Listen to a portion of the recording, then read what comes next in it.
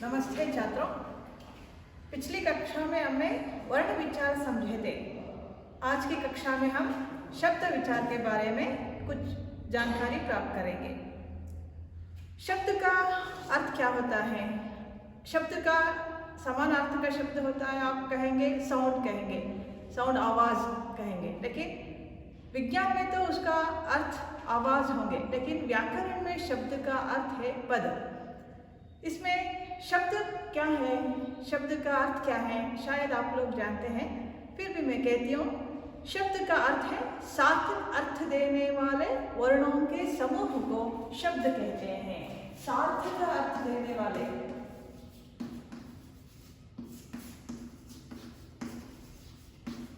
अर्थ देने वाले वर्णों के समूह। यहाँ कुछ शब्द ऐसे होते हैं जो अर्थ नहीं देते हैं, उसे निरर्थक शब्द कहते हैं। कुछ शब्द अर्थ देते हैं और कुछ शब्द अर्थ नहीं देते हैं। उदाहरण के लिए आप कलम,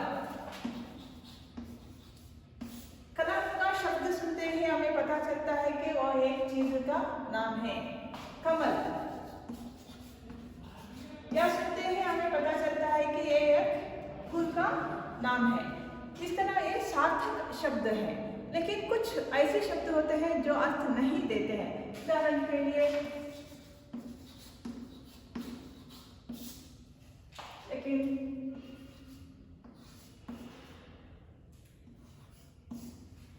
इस तरह ऐसे बहुत से शब्द होते हैं लेकिन वे अर्थ नहीं देते हैं। अब हमें पता चला कि सार्थक जो शब्द अर्थ देते हैं उस वर्णों के समूह को सार्थक शब्द कहते हैं। यहाँ शब्द 2 वर्णों के शब्द होते हैं, 3 वर्णों के शब्द होते हैं और 4 वर्णों के भी शब्द होते हैं, 5 वर्णों के शब्द होते हैं। उदाहरण के लिए आप देखिए, चल, चल, ये 2 ही वर्ण हैं। चल का मतलब हमें पता चलता है चलना, और दया, पल, कल, नल, इस तरह ऐसे बहुत सारे सैकड़ों शब्द हमें 2 वर्णों के शब्द मिलते हैं। इसी तरह 3 वर्णों के शब्द भी होते हैं, जैसे कमल,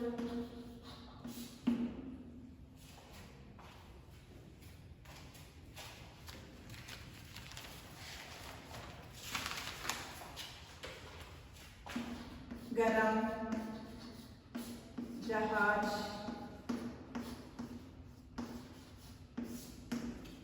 नमक, ऐसे बहुत सारे हैं। इसी तरह 4 वर्णों के शब्द, आसमान, अलमारी,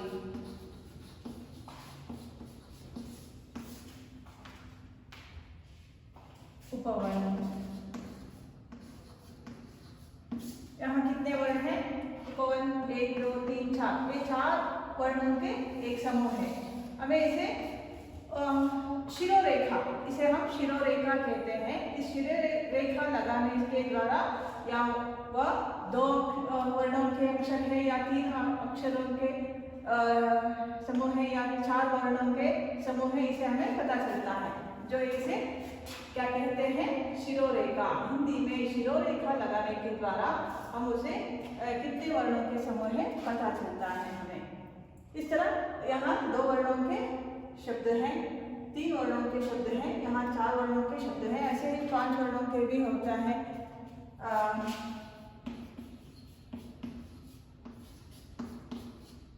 इसी तरह बहुत सारे ऐसे वर्ण हैं, शब्द हैं। 5 वर्णों के शब्द भी बहुत सारे होते हैं। आप लोगों को चाहिए कि आप घर में क्या करते हैं, बैठकर 2 वर्णों के शब्द बनाइए, 3 वर्णों के शब्द बनाइए, और 4 वर्णों के, 5 वर्णों के किताब अपने पास रखकर ऐसा पट्टियाँ बनाइए घर में बैठकर। ಅಂದರೆ ಮನೆಯಲ್ಲಿ ಕೂತ್ಕೊಂಡು ನೀವು 2 ವರ್ಣಗಳ ಶಬ್ದ, 3 ವರ್ಣಗಳ ಶಬ್ದ, 4 ವರ್ಣಗಳ, 5 ವರ್ಣಗಳ ಶಬ್ದಗಳ ಒಂದು ಪಟ್ಟಿಯನ್ನು ನೀವು ಮಾಡಬೇಕು। अब हम आगे देखेंगे शब्दों के भेद। हमें अब पता चला कि क्या है शब्द, क्या है सार्थक अर्थ देने वाले वर्णों के समूह को हम शब्द कहते हैं।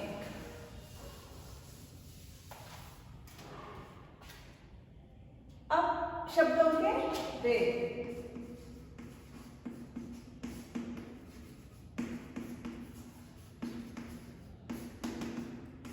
शब्दों के दो भेद हैं। कितने भेद हैं? शब्दों के दो भेद हैं। एक है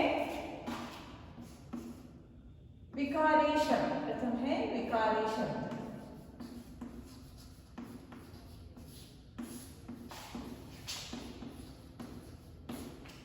और दूसरा है अविकारी शब्द। प्रथम है विकारी शब्द और अविकारी शब्द। विकारी शब्द क्या है?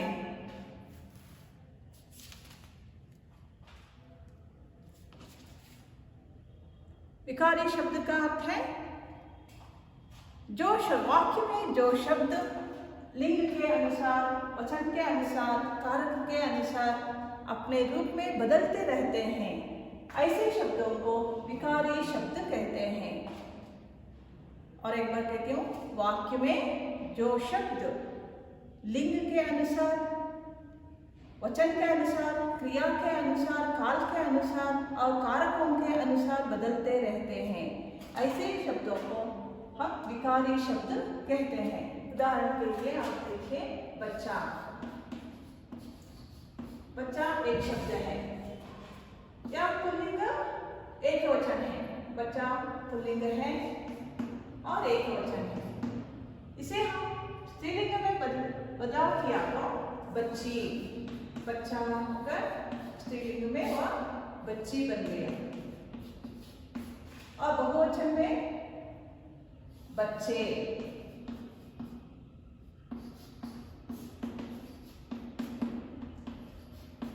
कारकों में बच्चों ने, इसी तरह बच्चों से, बच्चों के। कारक प्रत्यय में भी इसका अर्थ बदलते हैं और रूप भी बदलाव होता है। इस तरह कई ऐसे शब्द हैं जो लिंग, वचन के अनुसार, काल के अनुसार बदलते रहते हैं। ऐसे शब्दों को क्या कहते हैं? विकारी शब्द कहते हैं। जिन शब्दों के रूप में बदलाव होते रहते हैं, ऐसे शब्दों को हम विकारी शब्द कहते हैं। और दूसरा है अविकारी शब्द। दूसरा कौन सा है? अविकारी शब्द। अविकारी शब्द वो है जो नहीं बदलते, हमेशा हर लिंग में, हर वचन में, कारक में, काल में, सभी समय में वह जैसा रहता है वैसा ही रहता है, उनमें कोई बदलाव नहीं आता। ऐसे शब्दों को अविकारी शब्द कहते हैं। उदाहरण के लिए तथा, और, या, वा, क्योंकि, ताकि, सुबह,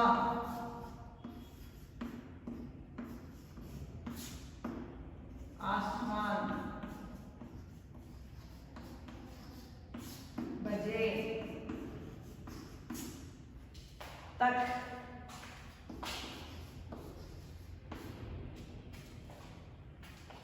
के लिए।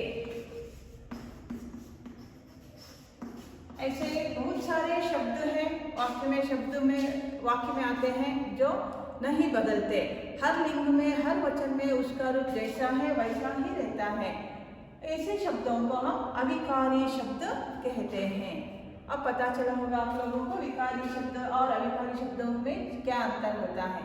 विकारी शब्द वे हैं जो वाक्य में लिंग, वचन के अनुसार, काल के अनुसार बदलते रहते हैं, ऐसे शब्दों को विकारी शब्द कहते हैं। जो शब्द लिंग, वचन के अनुसार, काल के अनुसार नहीं बदलते, हमेशा जैसा है वैसा ही रहते हैं, ऐसे शब्दों को हम क्या कहते हैं? अविकारी शब्द कहते हैं। अब विकारी शब्दों के भेद। विकारी शब्दों के कितने भेद हैं? विकारी शब्द, पहला है विकारी शब्द।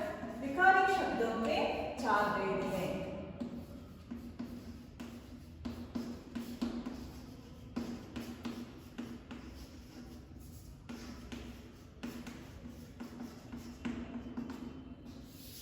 विकारी शब्द पहला है विकारी शब्द। विकारी शब्दों के 4 भेद है। कौन से है वे? पहला है संज्ञा, दूसरा सर्वनाम,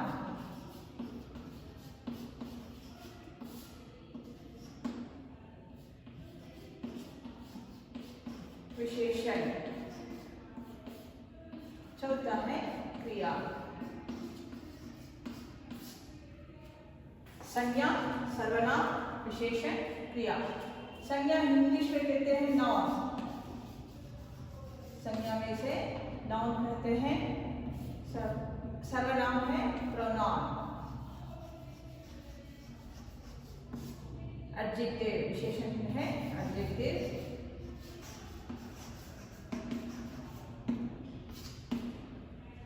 क्रिया वर्ब। संज्ञा, सर्वनाम, विशेषण, क्रिया, ये 4 विकारी शब्द कहलाते हैं। और अविकारी शब्दों के भी 4 भेद हैं। अविकारी शब्दों के भी 4 भेद हैं।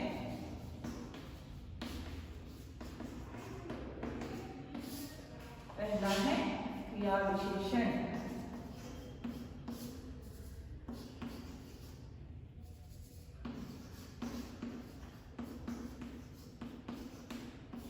एडवर्ब।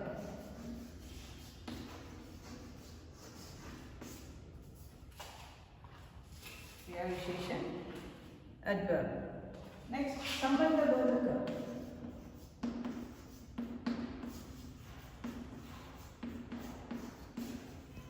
प्रीपोजिशन।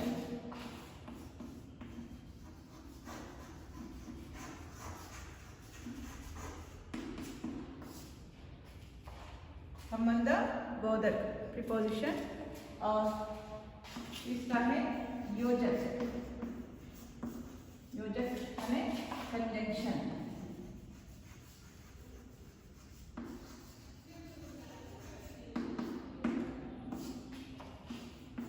और विस्मयादि बोधक।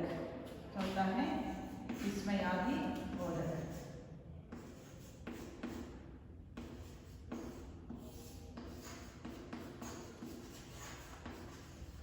इंटरजेक्शन।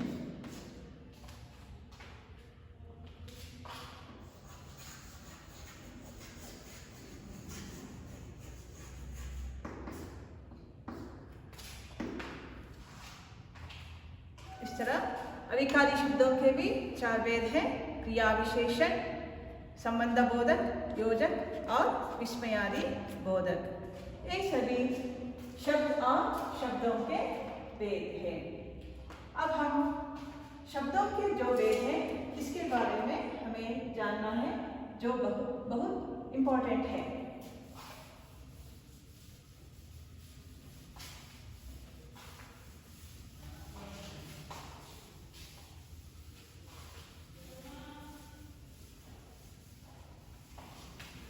पहला है संज्ञा।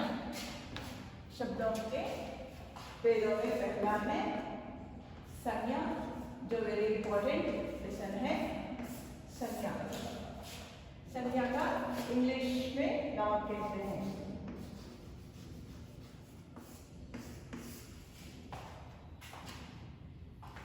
संज्ञा क्या है?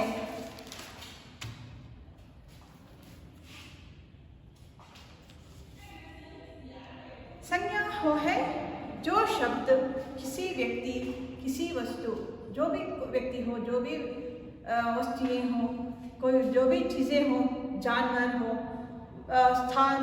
स्थानों का नाम हो और भाव का नाम बताते हैं, ऐसे शब्दों को हम संज्ञा शब्द कहते हैं।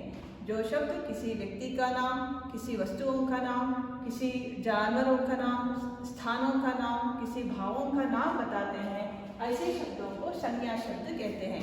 संज्ञा का मतलब है नामपद, नाम जिसका नाम बताते हैं, जो शब्द नामों को बताते हैं, ऐसे शब्दों को संज्ञा शब्द कहते हैं। वो नाम जिस किसी का भी हो सकता है, वो व्यक्तियों का हो सकता है, चीज़ों का हो सकता है, जानवरों को हो सकता है, या भावों का नाम या स्थानों का नाम हो सकता है। जो भी संज्ञा का मतलब है नाम, नामपद, इसे हम व्याकरण में संज्ञा शब्द कहते हैं। उदाहरण के लिए व्यक्ति, जो शब्द किसी व्यक्तियों का नाम बताता है, जो शब्द किसी व्यक्ति का नाम, जो भी व्यक्ति हो, उदाहरण के लिए गांधी जी,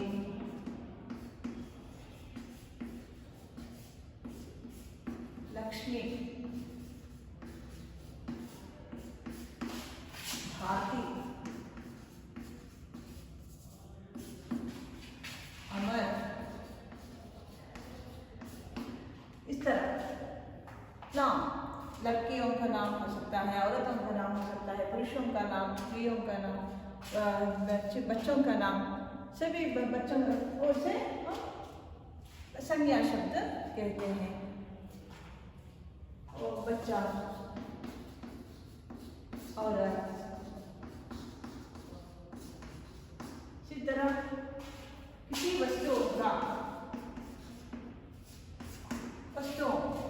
जो भी वस्तुएं हो, सभी का अपना अपना एक नाम होता है।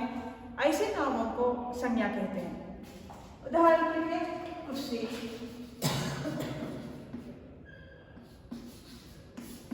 किताबें, कलम,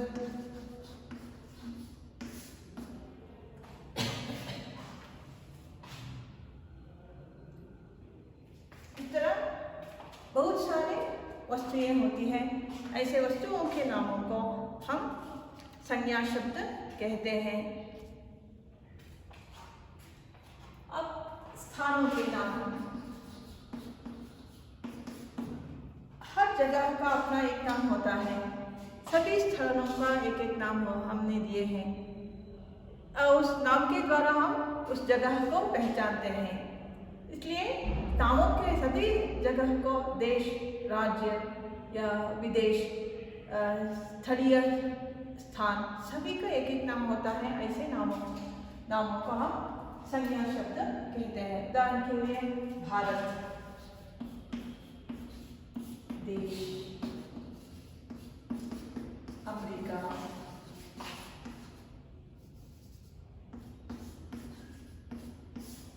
कर्नाटक,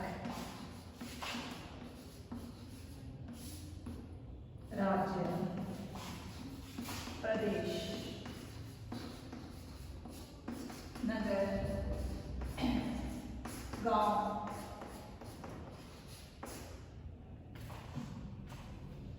बेंगलुरु, बेंगलुरु,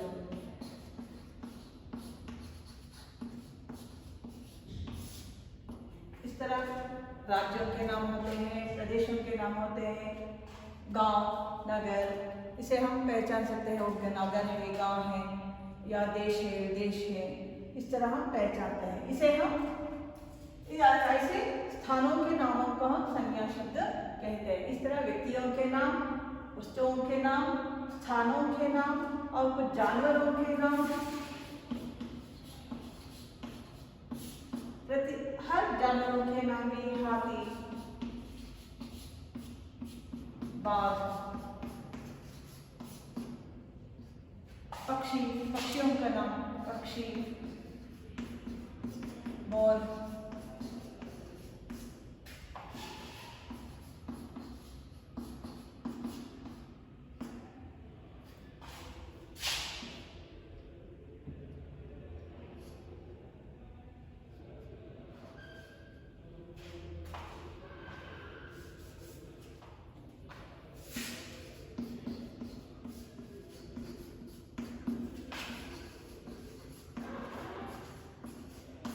पक्षी और जानवरों के नामों को भी हम संज्ञा शब्द कहते हैं। अंत में भावों के नाम, भावों के नाम जो हंसना, ये हम अपने मन में जो भाव, हमारे मन में जो भाव है, इसे हम अपने जो जिस तरह हम प्रकट करते हैं, उन सभी भावों का एक एक नाम होता है। जैसे क्रोध, हर्ष, रोना, ईर्ष्या, जलन, ये सभी हमारे मन में भाव होते हैं। ऐसे भावों के नामों को हम संज्ञा शब्द कहते हैं। इस तरह जो शब्द किसी व्यक्ति, किसी वस्तु, किसी स्थान या भाव का नाम बताए, ऐसे शब्दों को हम क्या कहते हैं? संज्ञा शब्द कहते हैं।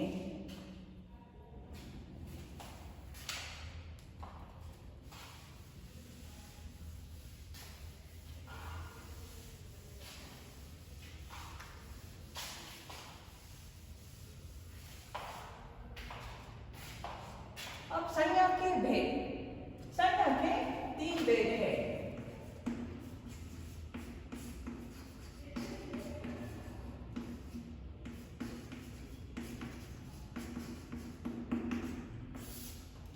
पहला है व्यक्तिवाचक संज्ञा,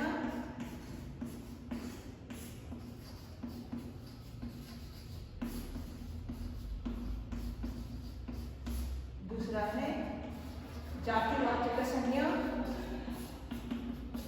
और तीसरा है भाववाचक संज्ञा। संज्ञा के 3 भेद हैं, व्यक्तिवाचक संज्ञा, जातिवाचक संज्ञा और तीसरा है भाववाचक संज्ञा। व्यक्तिवाचक संज्ञा किसे कहते हैं? जो शब्द किसी एक ही व्यक्ति का, किसी एक ही स्थान का नाम बताए, ऐसे शब्दों को हम व्यक्तिवाचक संज्ञा कहते हैं। जिनसे एक ही व्यक्ति और एक ही वस्तु या एक ही स्थान का बोध हो, उसे हम व्यक्तिवाचक संज्ञा कहते हैं। जैसे सीता, रावण। रावण का नाम सुनते ही हमें रावण का मुंह सामने आता है, रावण कौन है हमें पता चलता है। राम का नाम सुनते ही हमें राम कौन है, सीता कौन थी, ये सब हमें हमारे सामने आते हैं। इस तरह पता चलता है कि वो किसी एक ही व्यक्ति का नाम है, किसी एक ही व्यक्ति को सूचित करता है। बेंगलुरु कहते हैं, बेंगलुरु जो है वही बेंगलुरु होता है। अमेरिका कहते तो जो विदेश में है अमेरिका, उसी को हम पता चलता है कि वो विदेश एक है। भारत का नाम सुनते हैं हमारा भारत। इस तरह प्रत्येक स्थान का अपना अपना एक नाम होता है। इस तरह प्रत्येक वस्तुओं को अलग अलग नाम होता है। ऐसे शब्दों को व्यक्तिवाचक संज्ञा कहते हैं। और जातिवाचक संज्ञा का क्या है? जिनसे एक जाति के सब पदार्थों का समान रूप से बोध हो। जाति एक समूह का एक नाम होता है, किसी जाति का एक नाम होता है। जाति का मतलब समूह होता है। एक समूह को हम एक ही नाम से बोध करते हैं। इस तरह इस समूह में जो है सभी को मिलाकर इडी ಸಮೂಹಕ್ಕೆ ಒಂದು ಹೆಸರು ಇರುತ್ತೆ। इडी समूहನ ಸಮಾನವಾಗಿ ನಾವು ಒಂದೇ ಹೆಸರಿನಿಂದ ಕರೀತೀವಿ। ऐसे शब्दों को जातिवाचक संज्ञा कहते हैं। जो शब्द किसी समूह का या किसी जाति का एक नाम प्रकट करता है, ऐसे शब्दों को हम जातिवाचक संज्ञा कहते हैं। वह नाम सुनते ही हमें एक समूह का ध्यान होता है, एक जाति का ध्यान होता है। लड़कों का जाति, लड़का, उदाहरण के लिए लड़का कौन है? सभी लड़कों को हम लड़का कहते हैं। वहाँ सभी, वहाँ रमेश होता है या क्या संतोष होता है, आनंद होता है, सभी लड़के होते हैं, बहुत सारे लड़के होते हैं। सभी को मिलकर हम एक ही नाम देते हैं, लड़के। इस तरह किसी समूह का नाम बोध करता है, किसी समूह को बोध करता है, ऐसे शब्दों को हम जातिवाचक संज्ञा कहते हैं। जैसे लड़का, स्त्री जाति, पुरुष जाति, सैन्य,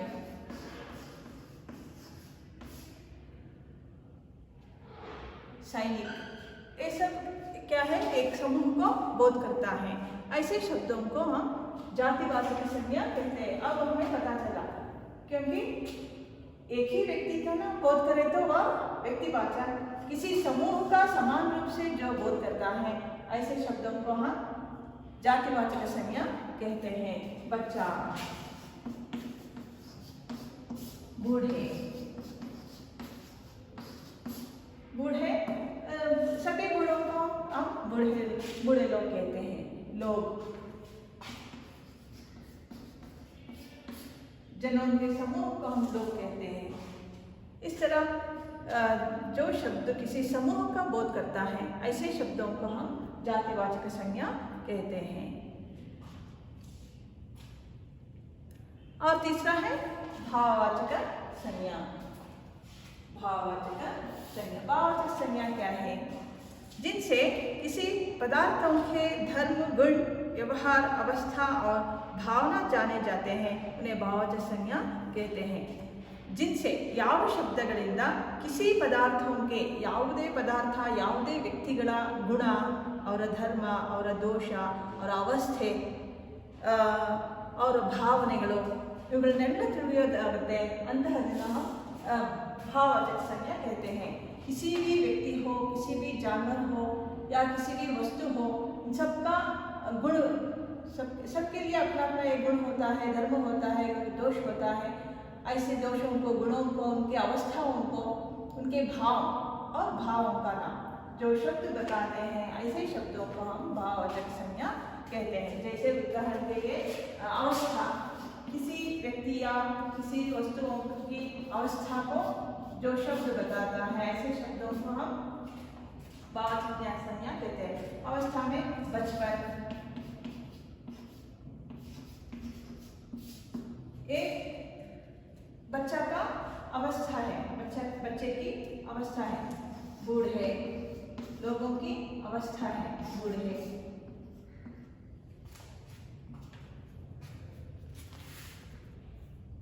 लड़कपन,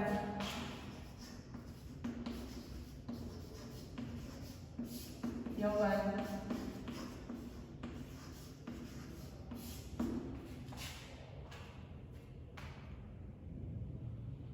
दासता, स्वतंत्रता,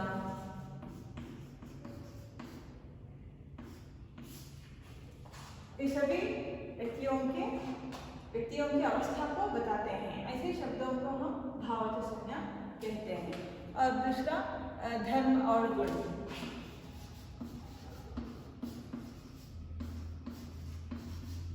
कुछ चीजें अच्छे होते हैं, अच्छा, कुछ चीजें अच्छे नहीं होते, अच्छे बुरे होते हैं, बुरा। लंबा होता है, लंबा, चौड़ा, पतला,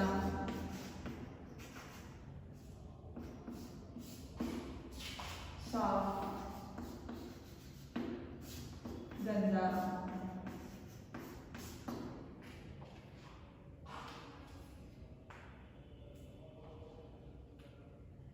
ऐसे सफेद, काला, सफाई, ऐसे शब्द होते हैं।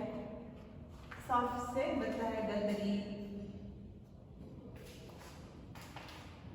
इस तरह कुछ शब्द हैं, अपने गुणों को, अपने धर्मों को, अपने दोषों को व्यक्त करते हैं। ऐसे शब्दों को हम भाववाचक संज्ञा कहते हैं।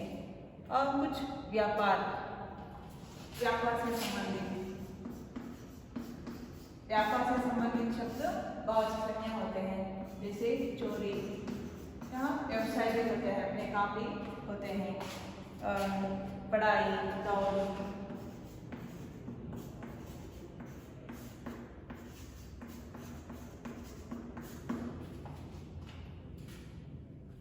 चाल, दिखावट आदि शब्द व्यापार से संबंधित होते हैं। और भावनाएं, और आते हैं भावनाएं जो है हंसी, क्रोध, हर्ष, आनंद, प्रसन्नता, ईर्ष्या, हंसी, संताप, शोक आदि शब्द भाववाचक संज्ञा शब्द कहलाते हैं। इस तरह ये सभी भाववाचक संज्ञा शब्द हैं। ये भाववाचक संज्ञा संज्ञा जो है ये 4 प्रकार से बनते हैं। भाववाचक संज्ञा 4 रीति से बनते हैं, 4 प्रकार से भाववाचक संज्ञा बनते हैं।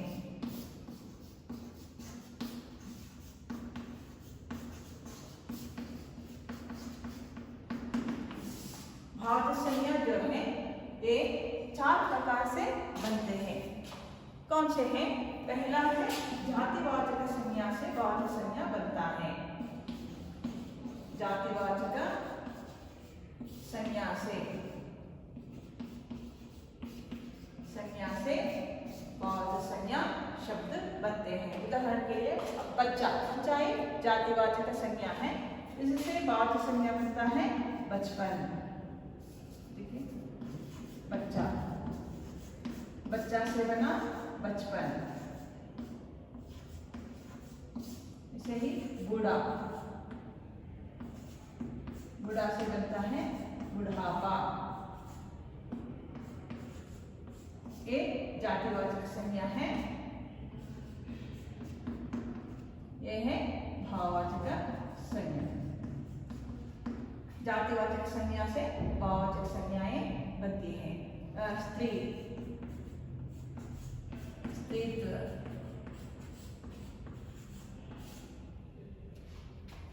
लड़का, लड़कपन,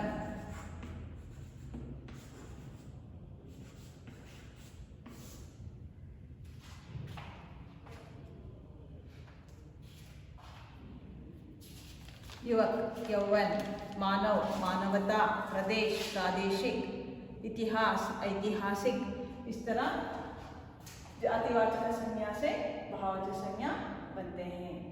और दूसरा है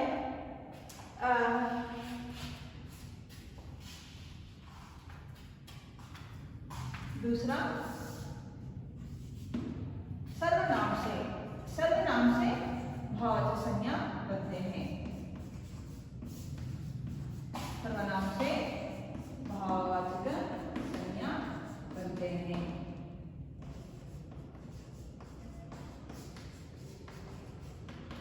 जैसे अपना, अपनापन,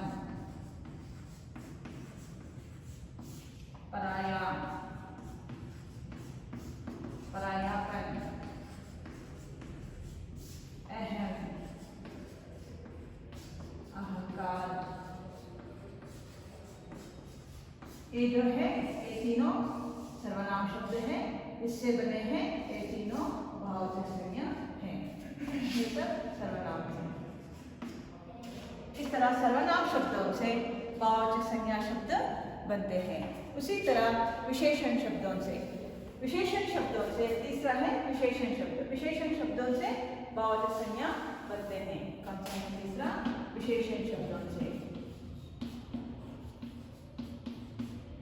विशेषण से भाववाचक संज्ञा बनते हैं।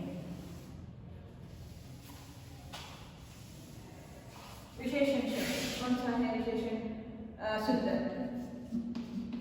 सुंदर शब्द से भाववाचक संज्ञा है सुंदरता। अच्छा, अच्छा से बनता है अच्छाई। बुरा, बुरा, बुराई।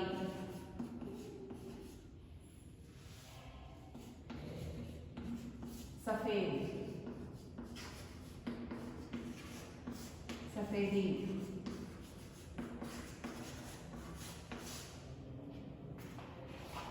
ये सब विशेषण शब्द है। सुंदर, अच्छा, बुरा, सफेद। ऐसे ही इससे बनते हैं भाववाचक संज्ञा शब्द। सुंदर, सुंदरता से। ऐसे बहुत सारे शब्द हैं जो आप उदाहरण से लिख कर लाएंगे। प्रामाणिक, प्रामाणिकता। बड़ा, बड़ापन। छोटा, छोटपन। लंबा, लंबाई। चौड़ा, चौड़ापन। इस तरह बहुत सारे शब्द हैं जो विशेषण शब्द हैं। विशेषण से भाववाचक संज्ञा शब्द बनते हैं। मीठा, मिठास। मूर्ख, मूर्खता। बड़ा, बड़ापन।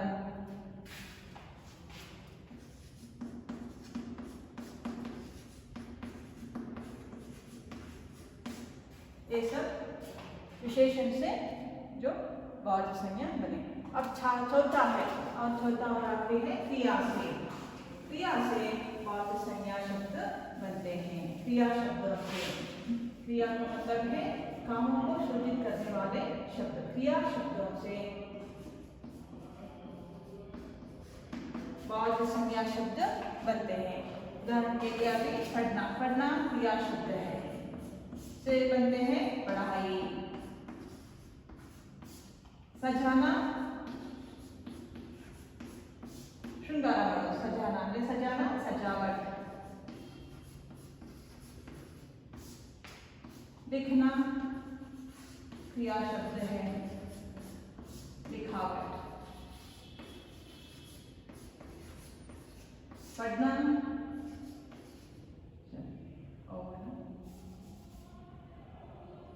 चलना शब्द का बहुवचन संज्ञा है चाल। इस तरह बहुवचन संज्ञा चार प्रकार से बनते हैं। एक जातिवाचक संज्ञा से बहुवचन संज्ञा बनता है, सर्वनाम से बहुवचन संज्ञा बनता है और विशेषण शब्दों से बहुवचन संज्ञा शब्द बनते हैं और क्रिया शब्दों से बहुवचन संज्ञा बनते हैं। इस तरह चारों शब्दों विकारी शब्दों से संज्ञा, सर्वनाम और विशेषण और क्रिया, ये चारों विकारी शब्द है। इन चारों विकारी शब्दों से बहुवचन संज्ञा शब्द बनते हैं।